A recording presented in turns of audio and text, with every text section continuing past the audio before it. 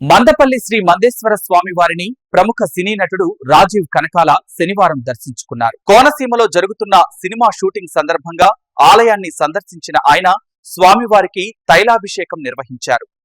ఆలయంలో ఎంతో ప్రశాంతత లభించిందని తెలిపారు.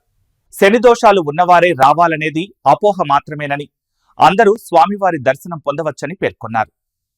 అందరికీ నమస్కారం.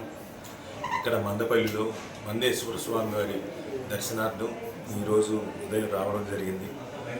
మనసు కొంచెం ప్రశాంతంగా దర్శనం అయిన తర్వాత ప్రశాంతంగా ఉంది. అంటే సాక్షాత్తు శనేశ్వరుడే అక్కడ శివుడిని ప్రతిష్ఠించారు కాబట్టి ఆయన్ని శనేశ్వరుడితో పోలుస్తూ మందేశ్వర స్వామి అని చెప్పేసి ఇక్కడ వెలిశారు. అద్భుతమైన దర్శనం. థ్యాంక్స్ టు సూపరింటెండెంట్ గారు, ఇక్కడున్న స్టాఫ్, అలాగే ఇక్కడున్న అందరికీ, అందరి మిత్రులకి, అందరికీ, ఇప్పుడున్న ప్రజలందరికీ థ్యాంక్ యూ. చాలా మంచి అద్భుతమైన దర్శనం కలిగింది, ఆ భాగ్యం కలిగింది. Thank you one and all. Thank you.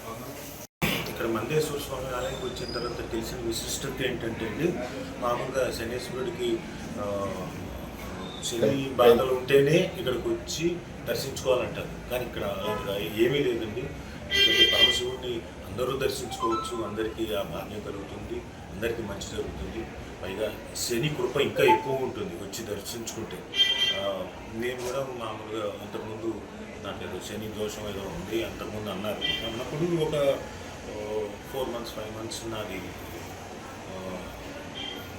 నా తాలూకు వ్రతం ఇది అంటారు కదా, అది అయిపోయి అభిషేకాలు అవన్నీ అయిన తర్వాత నా అదృష్టం చూడండి, దాదాపుగా 8 నెలల తర్వాత మందేశ్వర స్వామి ఆలయానికి వచ్చి ఆ శని కటాక్షం ఉంది కాబట్టే ఈ రోజున మామూలుగా అయితే ఎవరికి అంటే పరమేశ్వరుడి కృప లేనిది చీమైన కొట్టదంటారు కదా, అలా ఆయన ఆజ్ఞ లేనిదే ఎవరికి దర్శనం కలగదు, ఆ భాగ్యం కలగదు, ఈ చుట్టుపక్కల ఉన్న మనుషులను కూడా కలగదు. సో ఆ స్వామి కృప ఉంది కాబట్టి నాకు ఈ రోజున ఇక్కడ మందేశ్వర స్వామి ఆలయానికి వచ్చి దర్శనం చేసుకున్నాను. పైగా నాకు ఇందాక చెప్పాను కదండి, ఆలయానికి వచ్చి చాలా ఒక మనసు ప్రశాంతంగా ఉందని. సో ఇక్కడేమీ అలాంటిది ఏమీ లేదండి. అంటే కేవలం శని దోషాలు ఉన్న వాళ్ళు మాత్రమే వచ్చి దర్శనం చేసుకోరు.